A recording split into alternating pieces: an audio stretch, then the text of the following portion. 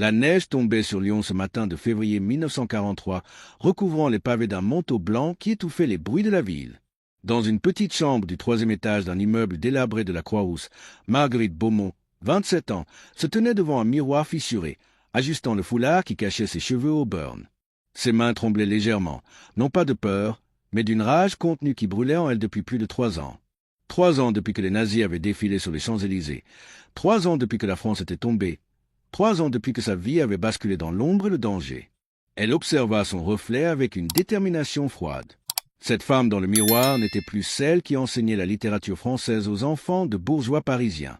Cette femme était devenue autre chose, quelque chose de plus dangereux, quelque chose que les Allemands n'avaient pas encore compris.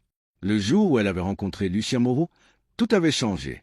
C'était à l'été 1942, dans le sous-sol humide d'une boulangerie de la rue Saint-Jean.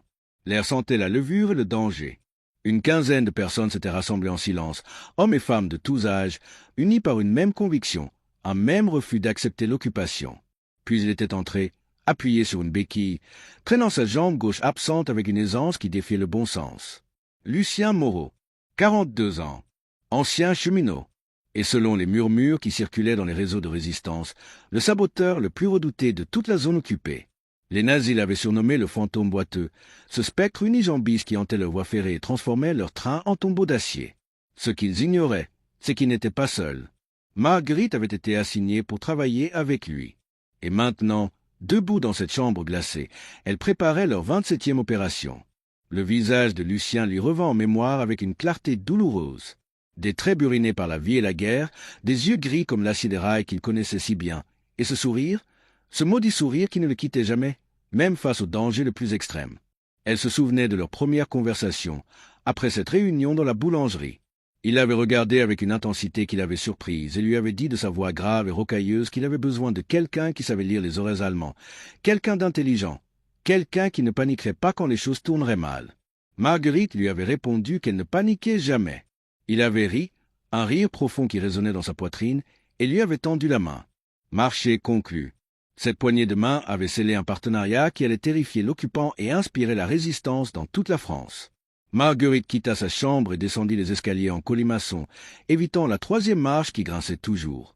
Dans les rues de Lyon, la vie continuait sous le joug allemand avec cette normalité surréaliste qui caractérisait l'occupation. Des femmes faisaient la queue devant les boulangeries avec leurs tickets de rationnement, serrant leurs manteaux contre le froid. Des enfants couraient entre les passants, leur rire résonnant contre les façades Renaissance de la Croix-Rousse. Et partout, omniprésents, les uniformes felgros des soldats allemands, ces taches sombres qui souillaient le paysage français. Marguerite marchait d'un pas mesuré, ni trop rapide ni trop lent, invisible dans sa banalité. Elle avait appris à se fondre dans la foule, à devenir personne, un visage parmi des milliers. C'était la première règle de la survie dans la résistance. Ne jamais se faire remarquer. Elle traversa la Saône par le pont Bonaparte, ses eaux grises reflétant le ciel plombé de février. Lyon était une ville coupée en deux, non seulement par ses fleuves, mais par la présence écrasante de l'occupant. La Gestapo avait établi son quartier général dans l'ancien hôtel Terminus, transformant ce bâtiment élégant en chambre de torture où Klaus Barbie, le boucher de Lyon, menait ses interrogatoires sanglants. Marguerite frissonna en pensant à ceux qui y étaient entrés et n'en étaient jamais ressortis. Elle connaissait certains d'entre eux, des camarades, des amis, des héros dont les noms ne seraient jamais gravés sur aucun monument.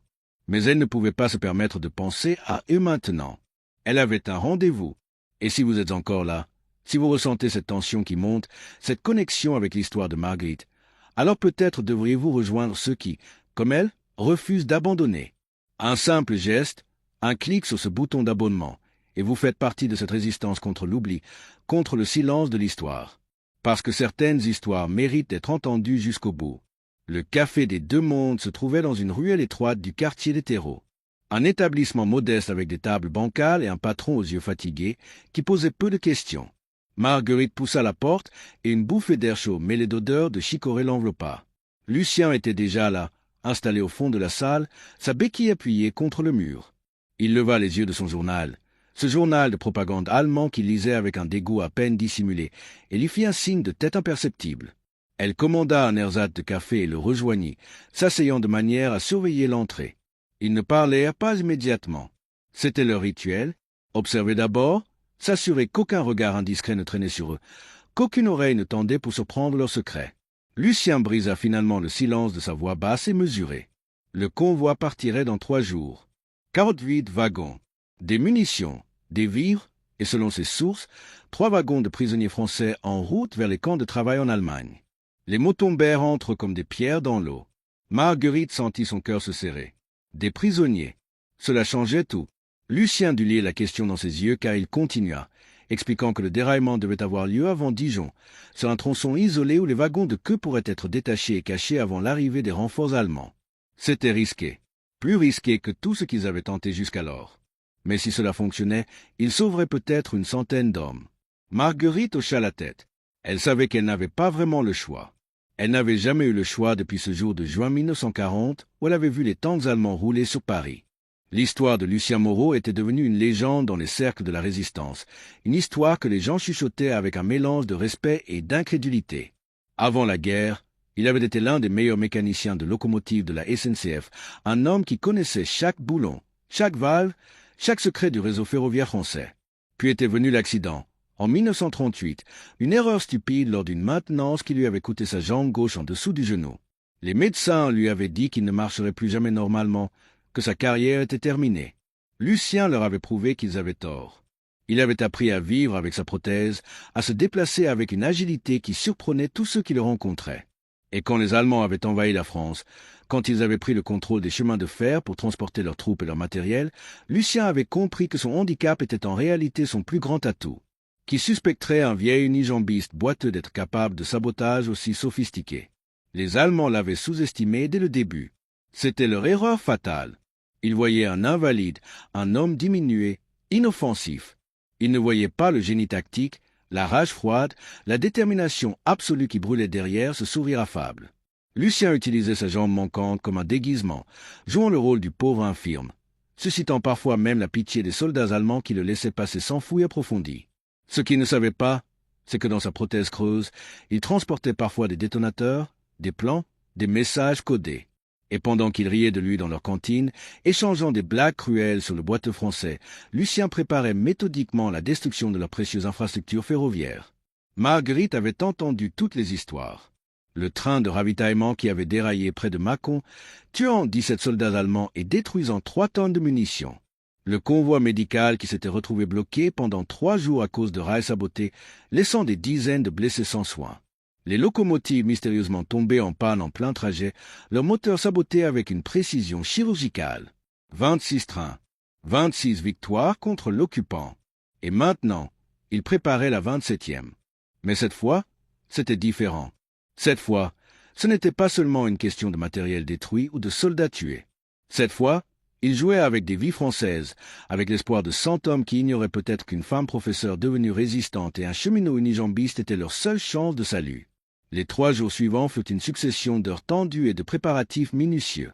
Marguerite passa ses journées à étudier les horaires de train, à décrypter les communications interceptées, à coordonner avec les autres cellules de résistance le long de la ligne. Le soir, elle retrouvait Lucien dans différents lieux de rendez-vous, changeant constamment d'endroit pour éviter la surveillance allemande. Ils affinaient leurs plans, discutant de chaque détail avec une précision obsessionnelle. L'emplacement exact du sabotage, le timing parfait, les équipes de secours qui devraient agir rapidement pour libérer les prisonniers, les itinéraires d'évasion à travers la campagne bourguignonne. Chaque élément devait s'emboîter parfaitement, comme les rouages d'une montre suisse. Une seule erreur, un seul retard, et tout s'effondrerait. La veille de l'opération, Marguerite ne dormit pas. Elle resta assise près de sa fenêtre, regardant la neige tomber sur Lyon, pensant à tous les chemins qu'il avait menés jusqu'ici. Elle se souvenait de Paris avant la guerre, de ses années d'insouciance à la Sorbonne, de ses promenades le long de la Seine avec des amis qui débattaient de philosophie et de littérature en buvant du vin bon marché. Elle se souvenait de sa première classe d'étudiants, leurs visages attentifs pendant qu'elle leur lisait Baudelaire et Hugo. Elle se souvenait de l'homme qu'elle avait failli épouser. André, disparu quelque part sur le front en mai 1940, probablement mort dans un champ de blé de Belgique, son corps mêlé à des milliers d'autres dans la débâcle de la défaite française. Tant de choses perdues, tant de vies brisées. Et pourtant, assise dans cette chambre froide, Marguerite ne ressentait aucun regret. Elle avait trouvé un but, une raison de continuer. Elle résistait. C'était tout ce qui comptait. Le jour J arriva avec une aube grise et brumeuse. Marguerite quitta Lyon à bord d'un camion de livraison conduit par un sympathisant de la Résistance, caché sous des caisses de légumes. Le trajet jusqu'au point de rendez-vous dura 3 heures d'inconfort et d'anxiété pendant lesquelles elle ne pouvait que prier pour que tout se passe comme prévu. Le camion s'arrêta finalement dans une ferme isolée à une quinzaine de kilomètres au sud de Dijon. Lucien était déjà là, accompagné de 6 hommes de la résistance locale, des paysans au visage buriné et aux mains calleuses, armés de vieux fusils de chasse et d'une détermination farouche. Ils la saluèrent avec cette réserve typiquement française, ces hochements de tête qui disaient plus que n'importe quel mot. Ils savaient qui elle était, ils savaient ce qu'elle avait fait, et ils étaient prêts à la suivre en enfer si nécessaire. Lucien déroula une carte sur la table de la cuisine de la ferme. Ses doigts tracèrent la ligne de chemin de fer, s'arrêtant sur un point précis où la voie traversait une petite vallée boisée. C'était là, le terrain parfait pour une embuscade. La voie formait une légère courbe, réduisant la visibilité du conducteur. Les arbres offraient une couverture idéale pour les hommes. Et surtout, l'endroit était suffisamment éloigné de toute garnison allemande pour leur donner le temps nécessaire après l'attaque. Lucien expliqua le plan avec sa clarté habituelle. Il placerait les explosifs sur les rails juste avant le passage du train. Le déraillement devait se produire de manière à séparer les 3 derniers wagons, se contenant les prisonniers, du reste du convoi. Pendant que les Allemands seraient occupés à gérer le chaos en tête de train, l'équipe de Marguerite devrait agir vite pour ouvrir les wagons et évacuer les prisonniers vers la forêt. Ils auraient peut-être 10 minutes, 15 au maximum. Ils partirent en fin d'après-midi, se déplaçant par petits groupes à travers les bois pour ne pas attirer l'attention. Février en Bourgogne était une période cruelle, le froid mordait à travers les manteaux, la neige fondante transformait le sol en boue glacée. Marguerite marchait derrière Lucien, admirant malgré elle la façon dont il se déplaçait dans ce terrain difficile avec sa béquille et sa prothèse. Il ne ralentissait jamais le groupe, ne se plaignait jamais. Il avançait simplement, obstiné, indestructible. Ils atteignirent le point d'embuscade alors que le crépuscule teintait le ciel de nuances violettes et grises. Les hommes se mirent immédiatement au travail, plaçant les charges explosives avec une précision née de l'expérience. Lucien supervisait personnellement chaque étape, vérifiant les connexions, testant les détonateurs. Marguerite, elle, préparait les outils nécessaires pour forcer les serrures des wagons, des barres de fer, des pinces coupantes, tout ce qui pourrait accélérer la libération des prisonniers. La nuit tomba, épaisse et silencieuse. Ils attendirent, cachés dans les taillis, le froid s'insinuant dans leurs os. Personne ne parlait. Le seul son était le vent dans les branches nues et le battement de leur propre cœur. Marguerite pensait aux prisonniers dans ce train, inconscient qu'ils roulaient vers un moment qui changerait tout. Elle pensait à leur famille qui ignorait peut-être où ils se trouvaient, ses épouses, ses mères, ses enfants qui attendaient des nouvelles qui ne viendraient peut-être jamais. Elle pensait à la responsabilité écrasante qu'elle portait sur ses épaules. 100 vies dépendaient de la réussite de cette opération. 100 hommes qui méritaient de rentrer chez eux. Elle sentit la main de Lucien se poser brièvement sur son épaule, un geste de réconfort silencieux. Il comprenait. Il avait toujours compris. Le train apparut enfin, un serpent d'acier rugissant dans la nuit, ses phares perçant l'obscurité. Le bruit de la locomotive grandissait, un grondement mécanique qui faisait vibrer le sol. Marguerite sentit son pouce accélérer. C'était le moment. Lucien leva la main, compta silencieusement sur ses doigts. 3, 2, 1. Il abaissa la main brutalement. L'explosion déchira la nuit avec une violence qui fit trembler les arbres. Une boule de feu orange illumina la vallée pendant une fraction de seconde. Puis vint le fracas métallique atroce du déraillement, les wagons se tordant et se renversant dans un chaos de ferrailles hurlantes.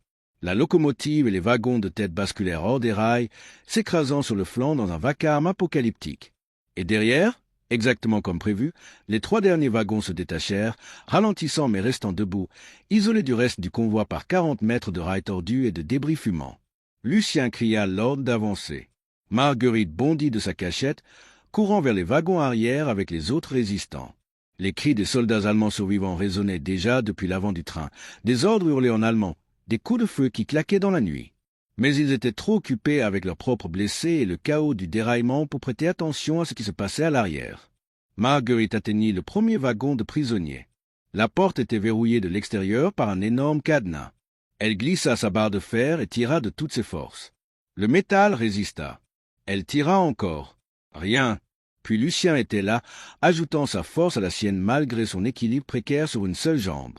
Le cadenas céda avec un craquement satisfaisant. La porte s'ouvrit en grinçant. Ce qu'elle vit alors la hanterait pour le reste de sa vie.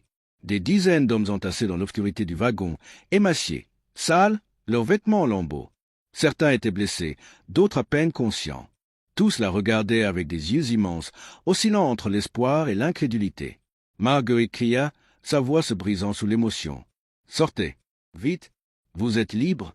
Pendant un instant, personne ne bougea. C'était comme si son message ne pouvait pas pénétrer leur désespoir. Puis un homme se leva, vacillant sur ses jambes affaiblies. Un autre le suivit, puis un autre, et soudain, ils se précipitaient tous vers la sortie, une masse désordonnée d'humanité, brisée retrouvant l'espoir. Les autres résistants ouvraient les 2 wagons restants pendant que Marguerite guidait les premiers prisonniers vers la forêt. Certains pouvaient à peine marcher. Elle passa son bras autour de l'épaule d'un homme qui tremblait violemment, le soutenant alors qu'il trébuchait dans la neige. Derrière elle, elle entendait Lucien qui criait des ordres, organisant l'évacuation avec l'efficacité d'un chef d'orchestre dirigeant une symphonie chaotique. Les coups de feu se rapprochaient. Les Allemands commençaient à comprendre ce qui se passait. Des silhouettes en uniforme apparaissaient dans la fumée et les débris, courant vers l'arrière du train. Ils n'avaient plus beaucoup de temps.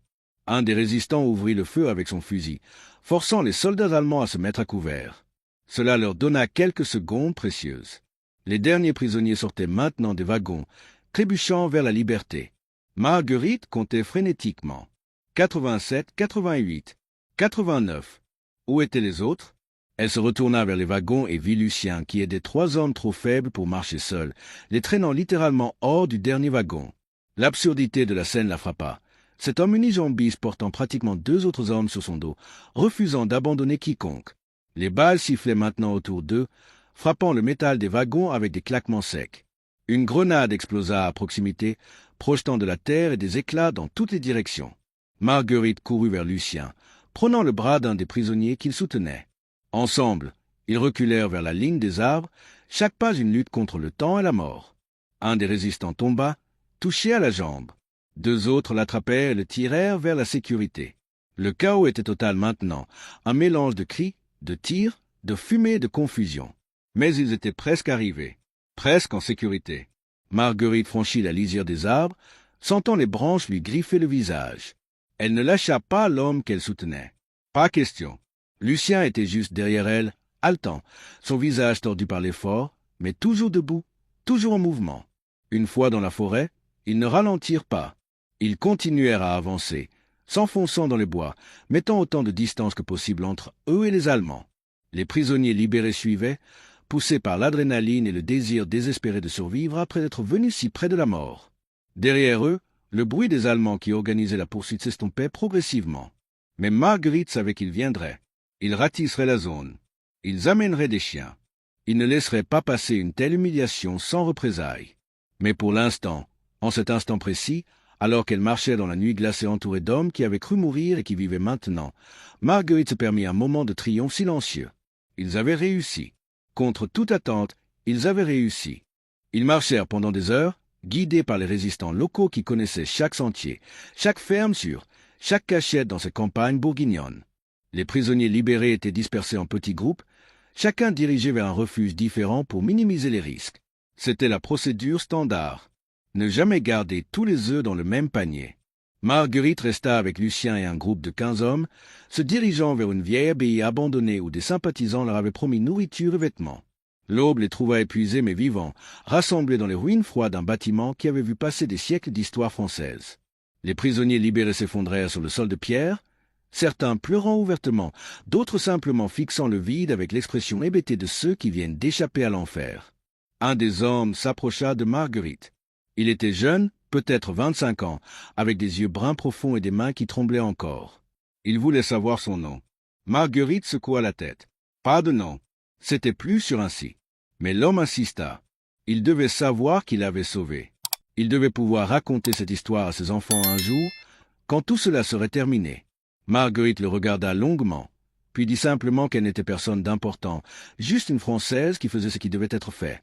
L'homme hocha la tête, mais elle vit dans ses yeux qu'il ne l'oublierait jamais. Aucun d'entre eux ne l'oublierait. Lucien s'était éloigné du groupe, appuyé contre un pilier de pierre effondré, fumant une cigarette qu'un des résistants lui avait donnée. Marguerite le rejoignit, s'asseyant à côté de lui dans un silence confortable. Il n'avait pas besoin de parler. Tout avait été dit dans l'action, dans le risque partagé, dans cette danse avec la mort qu'ils avaient exécutée ensemble. Après un long moment, Lucien brisa finalement le silence. 27, dit-il simplement, avec un sourire fatigué mais satisfait. 27 trains. Marguerite sourit aussi. Oui, 27. Et il n'avait pas fini. Tant que les nazis occupaient la France, tant qu'il y aurait des rails à saboter et des vies à sauver, il continuerait, jusqu'à la victoire ou jusqu'à la mort. Il n'y avait pas d'autre option. Les jours qui suivirent furent tendus. Les représailles allemandes furent brutales, comme toujours. Des villages entiers furent fouillés. Des otages furent pris et exécutés. Les nazis hurlaient leur rage dans des proclamations placardées sur tous les murs, offrant des récompenses énormes pour toute information menant à l'arrestation des responsables du sabotage. Klaus Barbie lui-même aurait déclaré que le fantôme boiteux et ses complices seraient capturés et pendus publiquement sur la place Bellecour. Mais les menaces restaient vaines. Le réseau de résistance tenait bon, protégeant ses secrets avec une discipline de fer. Personne ne parlait, personne ne trahissait. Et Lucien et Marguerite disparaissaient une fois de plus dans l'ombre, fantômes parmi les vivants. Marguerite retourna à Lyon, reprenant sa vie de couverture, cette existence banale d'institutrice remplaçante qui donnait des cours particuliers pour survivre. Elle croisa des patrouilles allemandes dans les rues, passa devant le sinistre hôtel Terminus où la Gestapo torturait ses victimes, sourit poliment aux soldats qui la regardaient avec leurs yeux froids. Et personne ne sut. Personne ne devina que cette femme discrète aux cheveux au beurre n'avait dirigé la libération de 93 prisonniers, que ses mains avaient forcé des serrures sous le feu ennemi, qu'elle portait en elle les secrets de la résistance. C'était peut-être la victoire la plus douce, cette capacité à se cacher en pleine vue, à être sous-estimée, ignorée, alors qu'elle représentait tout ce que les nazis craignaient et haïssaient. Les mois passèrent. L'hiver céda la place au printemps, puis à l'été de 1943. La guerre continuait, impitoyable et sanglante.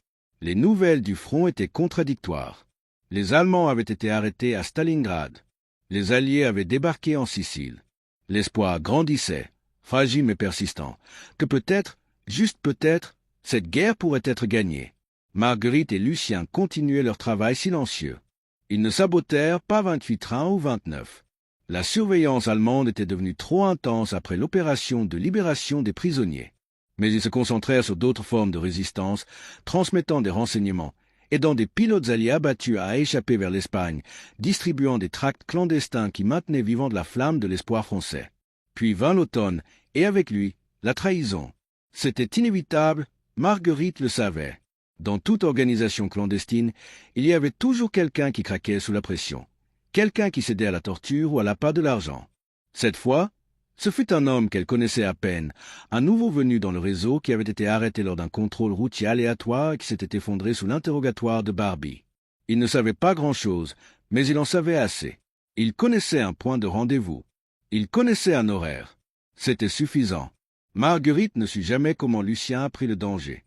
Peut-être avait-il des contacts au sein même de la Gestapo, des Français forcés de travailler pour l'occupant, mais qui gardaient secrètement leur loyauté. Peut-être avait-il simplement cette intuition, ce sixième sens développé par ceux qui vivent constamment sur le fil du rasoir. Toujours est-il qu'il la trouva un soir d'octobre, surgissant dans sa chambre par la fenêtre qu'elle laissait toujours entr'ouverte pour lui, son visage grave et tendu. Il savait, les Allemands savaient. Il devait partir immédiatement. Cette nuit même, Marguerite emballa en quelques minutes les rares objets qui comptaient pour elle. Une photo de ses parents, décédés avant la guerre. Un livre de poèmes de Rimbaud, usé par d'innombrables lectures. Et curieusement, une petite pierre qu'elle avait ramassée sur les Champs-Élysées le jour où elle avait quitté Paris, un fragment de la capitale qu'elle portait avec elle comme un talisman. Ils quittèrent Lyon sous le couvert de l'obscurité, se déplaçant à travers les ruelles comme des ombres. Derrière eux, Marguerite entendait déjà le rugissement des moteurs de voitures allemandes convergeant vers son ancien logement. Ils étaient arrivés quelques minutes trop tard. Quelques minutes qui faisaient toute la différence entre la vie et la mort. Les semaines suivantes furent un cauchemar de fuite constante. Ils se déplaçaient de cachette en cachette, ne restant jamais plus d'une nuit au même endroit. Le réseau de résistance se mobilisa pour les protéger, ces héros qui avaient inspiré tant de gens par leurs actions. Ils passèrent par des fermes isolées, des greniers poussiéreux, des caves humides. Ils dormirent dans des granges avec le bétail, dans des églises abandonnées, une fois même dans les catacombes d'un ancien monastère. Lucien souffrait, sa prothèse lui causant des douleurs constantes à force de marcher sans repos. Mais il ne se plaignait jamais. Il continuait simplement à avancer, obstiné comme toujours. Durant ces semaines d'errance, dans ces moments volés entre deux fuites, Marguerite et Lucien parlèrent comme ils ne l'avaient jamais fait auparavant. Ils parlèrent de leur vie d'avant, de leurs rêves brisés et de leurs espoirs obstinés. Lucien lui raconta son enfance dans un village de Normandie, fils d'un forgeron et d'une couturière. Il lui raconta comment il était tombé amoureux des trains à l'âge de 12 ans en voyant passer l'Orient Express, cette merveille de luxe et de vitesse. Il lui raconta sa femme, morte en couche avec leur premier enfant en 1935, et comment elle avait cru ne jamais pouvoir aimer à nouveau. Marguerite, à son tour, partagea ses propres souvenirs, sa passion pour la littérature, son amour pour Paris, et André, cet homme qu'elle aurait épousé si la guerre ne l'avait pas pris. C'était dans une grange près de Besançon, alors que novembre apportait ses premières gelées, que quelque chose changea entre eux. Marguerite se réveilla au milieu de la nuit pour trouver Lucien assis près de la fenêtre, regardant la lune à travers les planches disjointes. Elle s'approcha silencieusement et s'assit à côté de lui. Ils restèrent ainsi un long moment, deux âmes brisées par la guerre qui trouvaient un étrange réconfort dans leur proximité. Puis Lucien tourna la tête vers elle, et dans la faible lumière lunaire, elle vit quelque chose dans ses yeux qu'elle n'avait jamais remarqué auparavant. Ou peut-être qu'elle l'avait toujours su mais n'avait jamais voulu le voir. Il ne dit rien. Il n'eut pas besoin de le faire. Marguerite posa simplement sa tête sur son épaule, et il passa son bras autour d'elle. C'était une tendresse née du danger, de la mort qui les frôlait chaque jour, de la reconnaissance que le lendemain n'était jamais garanti. Décembre arriva avec son manteau de neige et de froid. Ils avaient atteint les montagnes du Jura, se rapprochant de la frontière suisse. Le plan était de traverser, de trouver refuge en Suisse neutre jusqu'à ce que les choses se calment. Mais la frontière était lourdement gardée. Les Allemands savaient que c'était une route d'évasion populaire pour les résistants et les Juifs fuyant la déportation. Des patrouilles sillonnaient constamment la région, accompagnées de chiens et de projecteurs. Traverser serait la chose la plus dangereuse qu'ils auraient jamais tentée. Plus dangereuse même que le sabotage du 27e train. Ils attendirent dans un refuge de montagne, une cabane de berger abandonnée à mi-chemin entre la France et la liberté. Un passeur devait venir les chercher, un Suisse qui connaissait les chemins secrets à travers les montagnes. Mais les jours passaient et personne ne venait. Leurs provisions diminuaient. Le froid devenait insupportable. Marguerite voyait Lucien décliner chaque jour, son corps usé par des mois de fuite et de privation. Sa jambe valide le faisait souffrir constamment, surmené par le besoin de compenser pour celle qui manquait. Une nuit, alors qu'une tempête de neige hurlait dehors, il s'effondra, terrassé par une fièvre qui le faisait délirer. Marguerite le soigna du mieux qu'elle put avec leurs ressources limitées. Elle le maintint au chaud, força de l'eau entre ses lèvres, épond son front brûlant. Elle lui parla pendant des heures, lui racontant des histoires, des poèmes, tout ce qui pouvait l'ancrer à la vie. Elle lui rappela tous les trains qu'ils avaient sabotés, toutes les vies qu'ils avaient sauvées, toute l'importance de ce qu'ils avaient accompli. Elle lui dit qu'ils ne pouvaient pas abandonner maintenant, pas quand ils étaient si près, pas quand ils avaient survécu à tant de choses. Et quelque part dans son délire, Lucien sembla l'entendre. La fièvre commença à baisser. Son regard redevint clair. Il vécut. Le passeur arriva finalement le 20 décembre, un homme taciturne nommé Hermann qui parlait un français approximatif et qui les regarda avec une franche incrédulité en voyant l'état de Lucien. Il déclara que ce serait impossible, qu'un homme dans cet état ne pourrait jamais faire la traversée. Mais Marguerite ne l'écouta pas. Elle aida Lucien à se lever, le soutenant de toute sa force malgré sa propre épuisement. Et Lucien, cet homme têtu et indestructible, se tint debout sur sa jambe valide et sa prothèse, et dit avec une voix rauque mais ferme qu'il était prêt. Hermann secoua la tête mais capitula, devant leur détermination. Ils partiraient au coucher du soleil. La traversée fut un cauchemar. Ils escaladèrent des pentes abruptes couvertes de neige, traversèrent des ravins profonds dans l'obscurité, se cachèrent dans des crevasses rocheuses pendant que des patrouilles allemandes passaient à quelques mètres. Lucien avançait à force de volonté pure, chaque pas une torture visible sur son visage. Marguerite resta à ses côtés tout au long, refusant de le laisser en arrière même quand Hermann suggéra qu'il le laisse et revienne le chercher plus tard. Elle savait que si elle le laissait maintenant, elle ne le reverrait jamais vivant. Alors elle continua à le tirer, à le pousser, à le porter quand il ne pouvait plus avancer seul. Ils atteignirent la frontière suisse juste avant l'aube. Un poste frontière gardé par des soldats suisses neutres qui les accueillirent avec une efficacité froide mais professionnelle. Des questions furent posées, des papiers furent examinés, des regards suspicieux furent échangés. Mais finalement, après ce qui sembla une éternité, ils franchirent la ligne invisible qui séparait l'occupation de la liberté. Marguerite sentit ses jambes céder sous elle.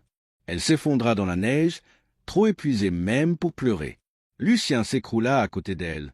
Ils étaient vivants, Contre toute attente, contre toute logique, ils étaient vivants.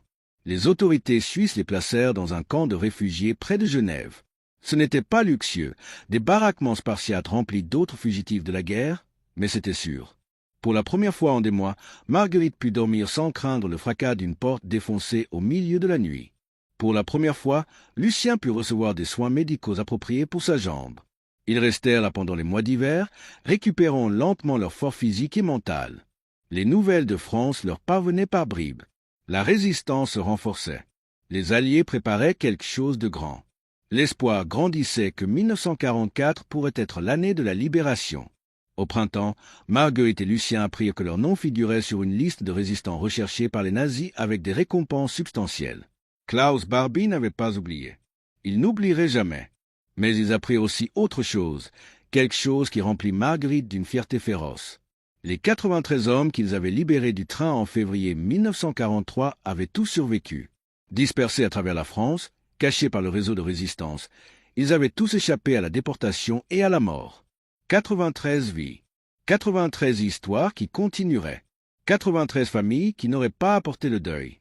C'était peut-être le plus grand accomplissement de sa vie, plus grand que tous les trains sabotés, plus grand que toutes les batailles qu'elle avait menées dans l'ombre. Le 6 juin 1944, les Alliés débarquèrent en Normandie. La nouvelle se répandit comme une traînée de poudre à travers le camp de réfugiés. Des gens pleuraient ouvertement, s'embrassaient, dansaient dans les allées boueuses entre les baraquements. C'était réel. La libération arrivait enfin. Marguerite et Lucien s'assirent ensemble ce soir-là, regardant le soleil se coucher sur les montagnes suisses, sachant que leur pays se battait pour sa liberté. Ils auraient voulu être là-bas, participer à cette bataille finale. Mais ils avaient fait leur part. 27 trains, des centaines de vies sauvées, des secrets transmis, des coups portés à l'occupant quand la France était à genoux. Leur guerre n'avait peut-être pas été menée avec des uniformes et des médailles, mais elle n'avait pas été moins importante. Les mois suivants furent une lente montée vers la victoire. Paris fut libéré en août, et Marguerite pleura en écoutant les descriptions à la radio des foules françaises déferlant dans les rues, arrachant les drapeaux nazis, embrassant les soldats alliés. Elle imagina ces Champs-Élysées bien-aimés enfin libres, le tricolore flottant à nouveau sur l'Arc de Triomphe. Lyon fut libéré peu après, et elle pensa à toutes ces rues qu'elle avait parcourues dans la peur et le danger, maintenant rendues à la France. Klaus Barbie s'enfuit avant l'arrivée des Alliés, emportant avec lui ses secrets et ses crimes. Il échapperait à la justice pendant des décennies, mais ça, c'était une histoire pour un autre jour. En mai 1945, l'Allemagne capitula. La guerre en Europe était terminée. Marguerite et Lucien retournèrent en France quelques semaines plus tard, traversant une frontière maintenant ouverte, rentrant dans un pays brisé mais libre. Lyon les accueillit avec ses blessures et ses cicatrices, des quartiers entiers détruits par les bombardements, des visages marqués par 6 années de souffrance. Mais il y avait aussi de la joie, de l'espoir, cette sensation électrique d'un nouveau commencement. Ils marchèrent ensemble dans les rues familières, et Marguerite se rendit compte à quel point tout avait changé. Elle n'était plus cette jeune professeure idéaliste qui enseignait Baudelaire à des enfants privilégiés. Elle était devenue autre chose, forgée par le feu de la guerre et de la résistance. Le gouvernement français reconnut leurs actions, décernant à Lucien la Légion d'honneur et à Marguerite la Croix de guerre. Il y eut une cérémonie dans un Lyon encore en reconstruction, avec des discours et des applaudissements. Lucien se tenait là dans son costume élimé, appuyé sur sa béquille, acceptant la médaille avec son sourire habituel et cette touche d'ironie dans le regard. Les nazis avaient ri de lui, ce résistant unijambiste qu'ils considéraient comme inoffensif. Ils avaient cessé de rire quand 27 de leurs trains avaient explosé ou déraillé. Ils avaient cessé de rire quand 93 prisonniers leur avaient échappé.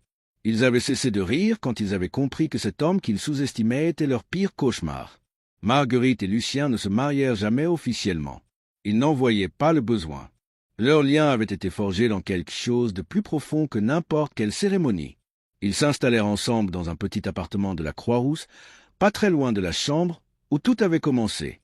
Marguerite reprit l'enseignement, mais cette fois dans une école publique pour enfants défavorisés. Elle voulait donner à ceux qui n'avaient rien la même éducation, le même amour de la littérature qu'il avait soutenu pendant les années sombres. Lucien retourna travailler pour la SNCF, supervisant la reconstruction du réseau ferroviaire français qu'il avait si méthodiquement saboté pendant la guerre. Il y avait une certaine poésie dans cette ironie.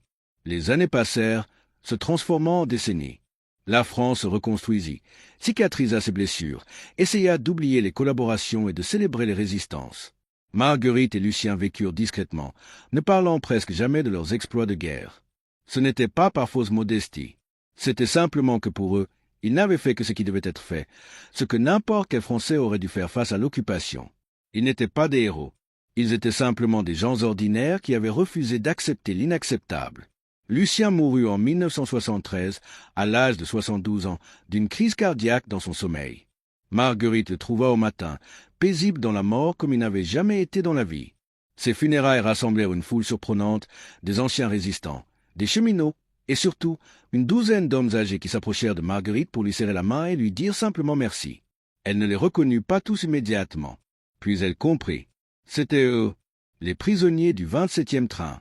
Maintenant des hommes dans la soixantaine, avec des familles, des carrières, des vies pleines et riches qui n'auraient jamais eu sans cette nuit glaciale de février 1943.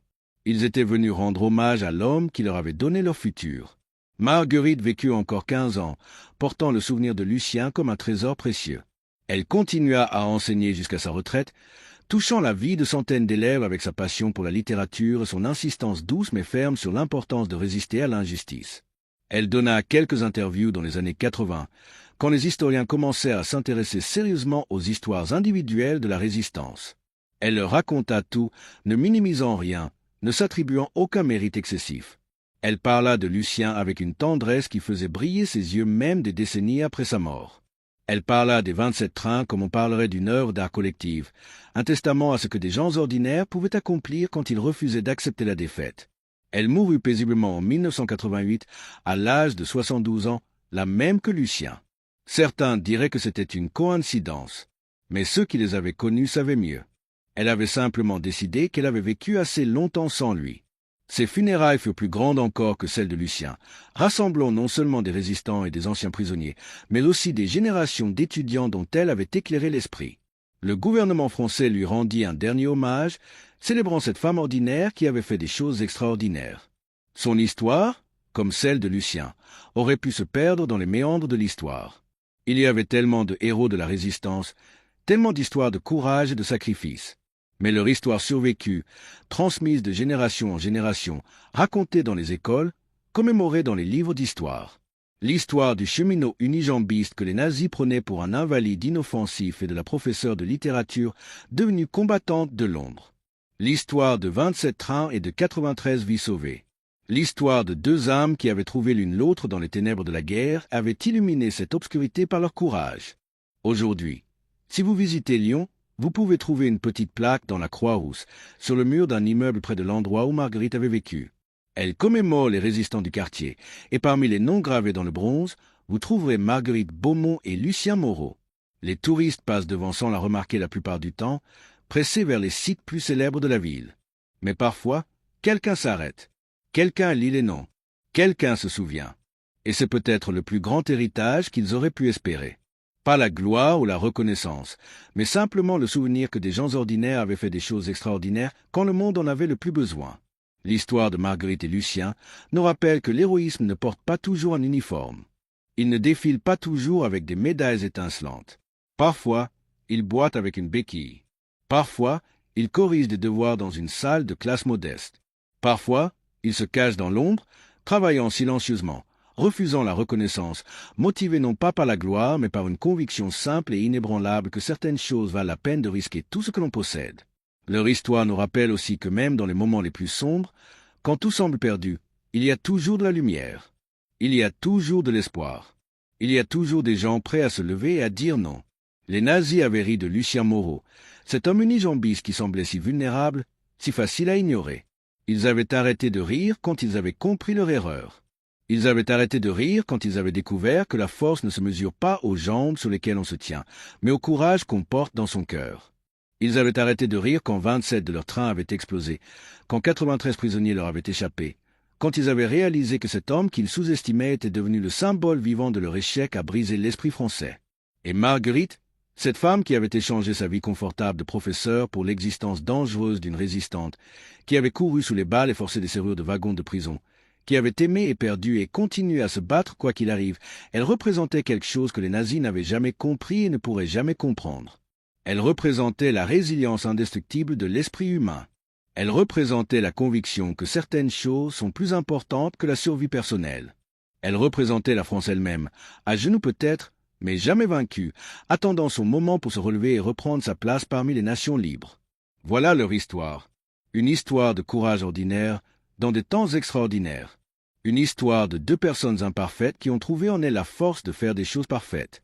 Une histoire qui mérite d'être racontée, encore et encore, pour que jamais nous n'oublions le prix de la liberté et le pouvoir que possèdent les individus quand ils choisissent de résister. Si cette histoire vous a touché, si vous sentez cette connexion avec Marguerite et Lucien, avec leur combat et leur sacrifice, alors faites un geste simple mais puissant. Laissez un commentaire et dites-nous que vous étiez là jusqu'à la fin. Écrivez simplement « Je me souviens » pour honorer leur mémoire. Et si vous avez apprécié ce voyage dans l'histoire, si vous voulez découvrir plus d'histoires comme celle-ci, des histoires de courage et d'humanité face à l'adversité, alors offrez à cette vidéo un petit like et continuez avec nous. Car il y a tellement d'autres histoires à raconter, tellement d'autres héros méconnus dont les vies méritent d'être célébrées. La prochaine vidéo vous attend déjà. Une autre histoire, un autre voyage dans les profondeurs de l'esprit humain. Rejoignez-nous.